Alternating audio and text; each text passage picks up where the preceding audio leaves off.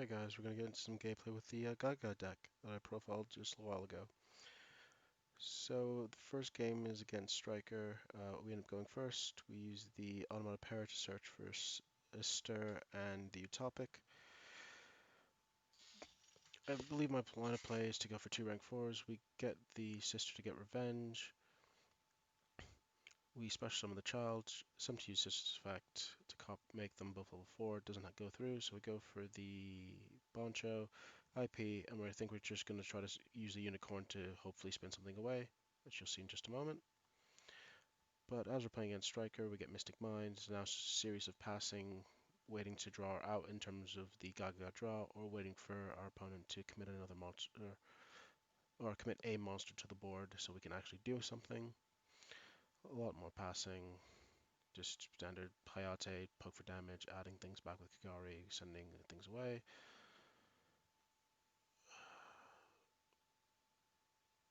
We eventually go for Slean, try to do things, however, it's not quite enough because he's been too established. Goes for access code and OTKs. We go into game 2. So I opt to make him go second because I feel as it gives me a better option to use blowout cards just evenly, and another card I play which will be anti-magic arrows, which hopefully you'll see pretty soon.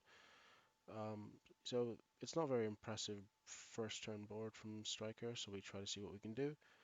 We evenly, just to hopefully give our better chances. We get impermed on the sister again, but we go for the Bancha, and we bring back Tornado Dragon. Goes for the odds, Hayate. Think Tornado Dragon is a good bet, but he gets the Afterburners to just clear out the Tornado Dragon, and then Shizuku's getting the multi-roll.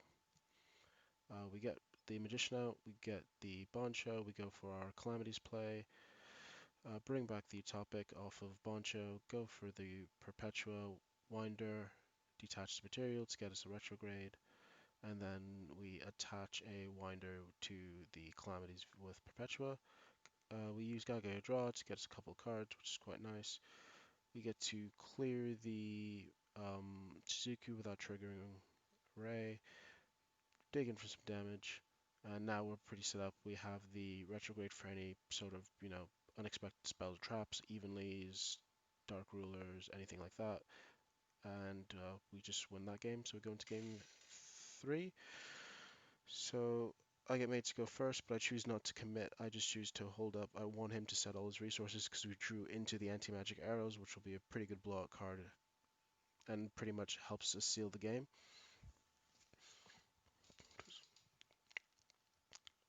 Yeah, I choose now to feel this is the right moment to commit. He has 4 things on board. I can go straight in. Go into the Exton, anti-magic arrows. He can't do anything. He can't respond. Dig in for 19. In phase 2, go for the Exton, but get Veilered. Goes for the Mystic Mind. This seems a bit of a weird thing to me. Goes for the Kagari to get the Tornado Drones. Goes into Hayate, but we anti-magic arrows again. And then we use the Exoton during his battle phase to blow him out completely. I imagine he was going to try to go for the multi-roll and then send the Hayate, but it's unfortunate for him. And gets the Shizuka to get the multi-roll. I'm pretty sure we're in control of this duel at this moment in time. Gagaga draw to get a couple cards, special summon the Clark, go for the Redoer, Exoton, and a Winder for exact game. Hi guys, so this time we're up against Mermail, and we get to go first. We pretty much open a very decent hand. We go for the pickup, adding the para discarding the Magician. We get Ash. Luckily, we have the Gamma, which comes in pretty clutch, so we're able to resolve the para, getting Child and the Boncho.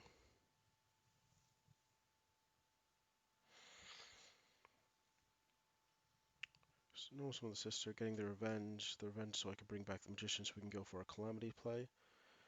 So that's pretty good. We special summon the Boncho from our hand. We make our calamities, but then we do another thing with pickup where we target. Special child use pickup targeting Boncho to make everything level 4 so we can get in with Perpetua and Redoer.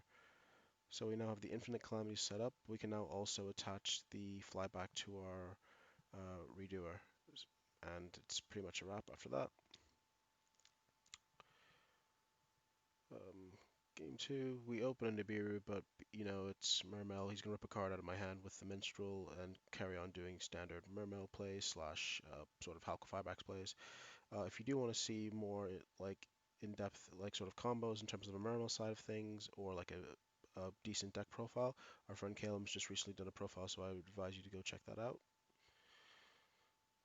Yeah, so he starts ripping out two cards. He rips out both Gagagas, which is kind of alright because we have the draw, but yeah, he negates our pickup and we just sort of scoop. Game three. We open okay. We sister add revenge, special summon the child, go for the lambda because we have the gamma. We gamma the Devo, seems like the best play. Can't do much. We get a gamma so we don't dead draw it. Pick Para again. Para, discarding gamma, getting sister and Boncho. Normal summon sister gets called by. We get the Boncho again. We use pickup to make them level 4, go into the Dweller. Dweller against Mermail should be fine, but he has the Imperm and the standby.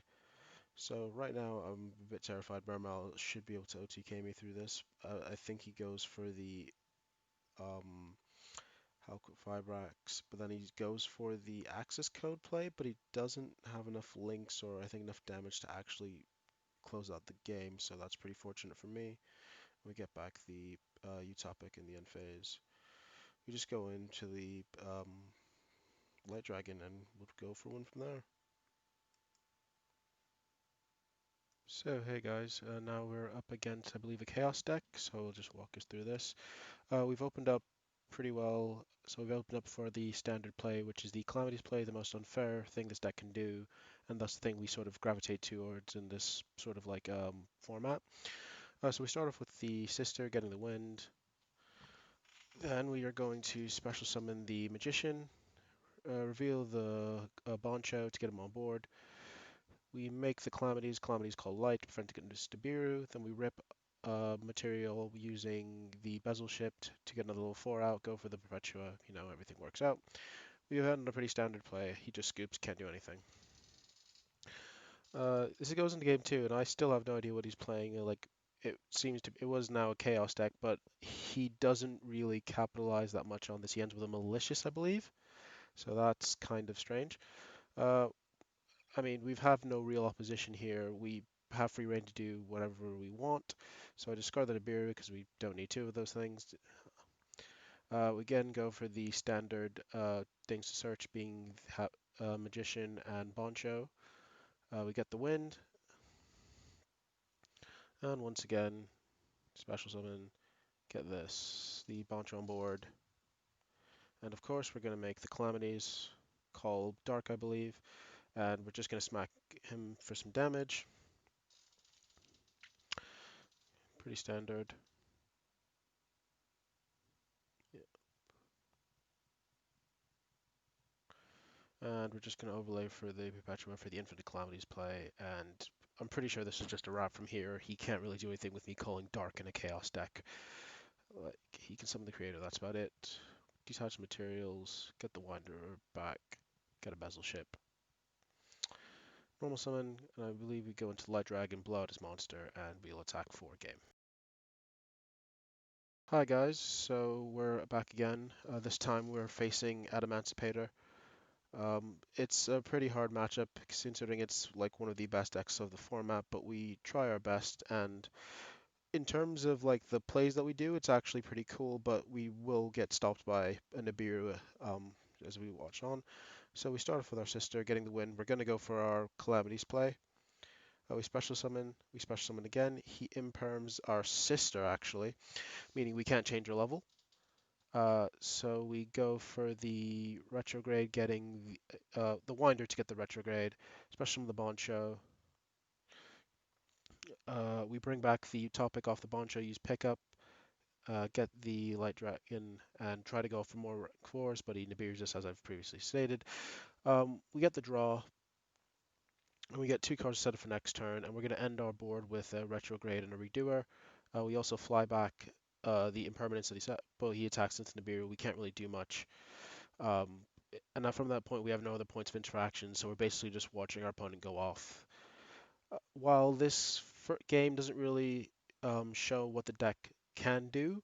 It was nice to show like the amount of extension if you have a pretty good hand. And realistically, I feel having a retrograde and the redoer was a very good play. It just we don't really have much other interaction in terms of spells and traps with uh, Emancipator, since it's clearly just going off with all the monsters in the world. But you just continuing more standard Emancipator plays. Like he has the Savage Dragon, uh, just goes off into a Herald. There's not much we can do with this, honestly. So I'm pretty sure that it ends up with me scooping pretty soon after this because this is insane. Uh, anyway, draw again. Well, not much. So we move into our game two. Um, Again, we start off all right. We discard the call bite because we have the gamma, hoping that we can get something off from there. So we normal summon, we get the revenge. We special summon the child, sorry, not the child, the clerk, and the boncho. We make the redoer, get a retrograde, get back the child, link off the redoer, gets the lambda and the perpetua. Perpetua can bring back redoer in the end, and I feel this is pretty strong. We've got a flyback attached to a um, redoer, Perpetua for more materials. But of course, he has the Pancratops, which puts us in a very awkward position. So we try. So he goes for the Pancratops. We choose to gamma, but we're forced to use our redoer. And once again, we're left to the point where we have no other forms of interaction with him. We have a retrograde, which arguably I could have used on the Foolish Burial, but I want to wait for something more impactful. But sometimes that's the way Yu-Gi-Oh goes. Once again, he's just doing more standard at Emancipator plays. Like we really couldn't do much with that. But I thought we thought it'd be fair to show you like what happens when you play against the big boy decks of the meta. Carries on, access code, clears my board, brings back more stuff, more extension, just plays after plays after plays. It's pretty good from the Emancipator player, and from this point we really can't do anything much else. We're top decking. He's got all the points of interaction. Yeah. So hey guys, now we're up against the generator deck, which doesn't really start off too strong, just setting two.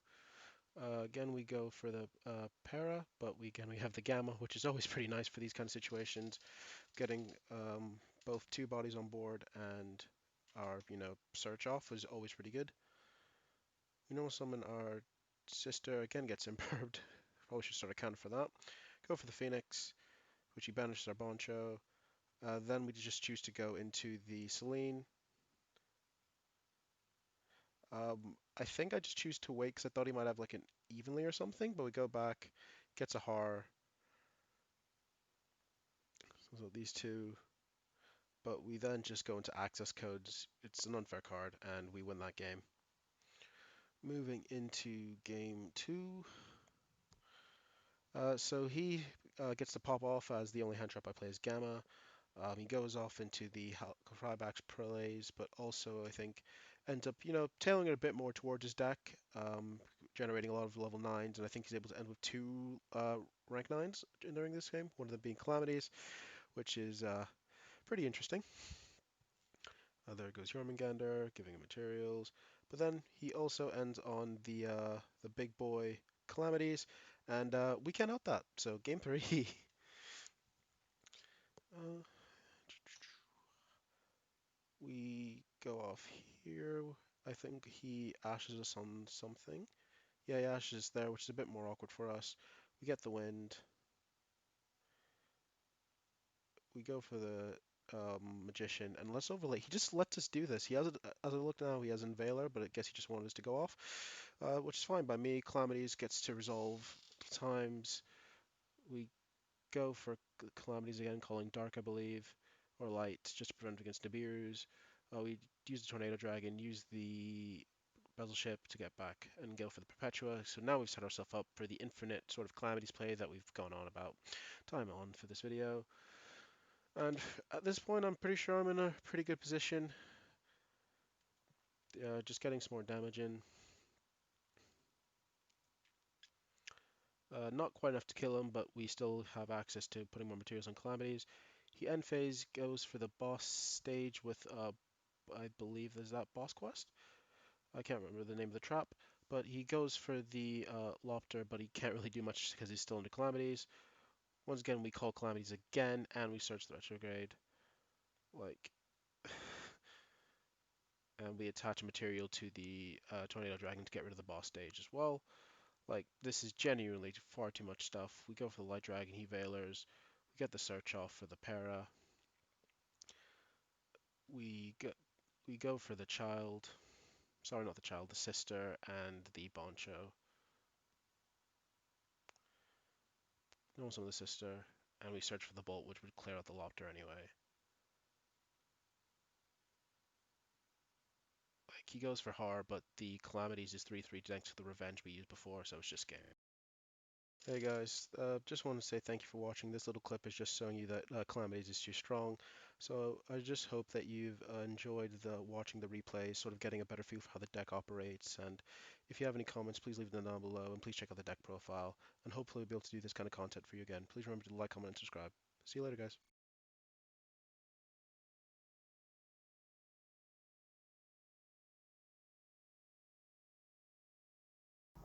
Shh, not a zombie channel.